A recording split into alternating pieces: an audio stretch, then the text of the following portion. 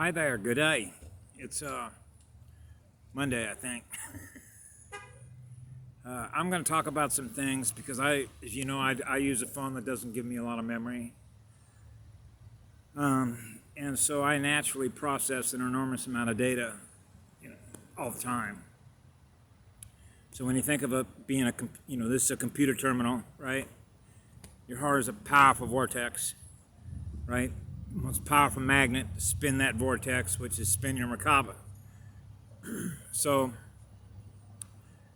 for those that have paid attention to a lot of the videos, sort of put this together, if you can. This is like after school stuff, right? When it graduated, graduation was in 2013.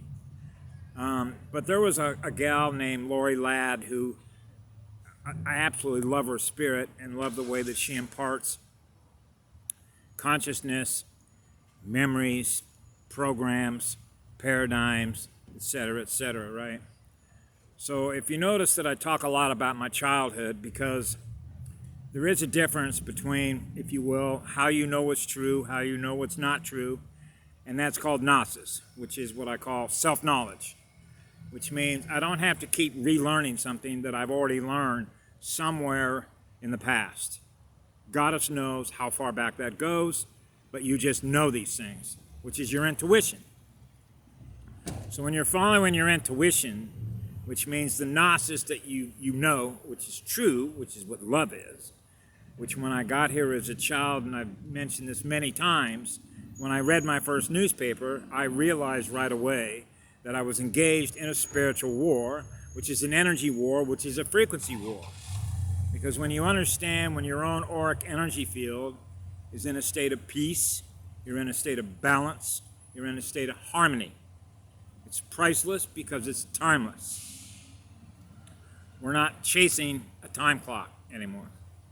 So that's why sometimes I can chuckle, even though I realize the blessing that I have, because I'm not held captive to a clock.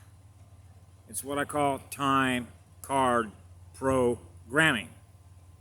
So recently, in a couple of videos that Lori Ladd put up, and a guy named Jaco, who's a Navy SEAL, remote viewer, Intuitive Secrets, books that he's done, I mentioned a couple things that are very critical to understand, so I'll go back to my childhood.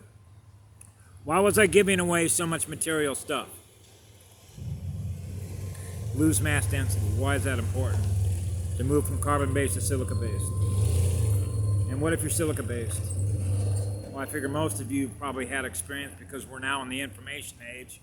Remember I mentioned before, if this was 100,000 years ago, I would probably use some other symbolic language that others couldn't understand that essentially means the same information, the same message about how it works, which is energy, light, if you will, darkness. So if you have a balance between light and dark, and you're in the center between the both, so you're drawing energy from one in order to experience the energy in the other, and you're in harmony and balance with that. You're in harmony and balance with your own energy field and all the energy in the cosmos, right? That allows us to be in a state of peace.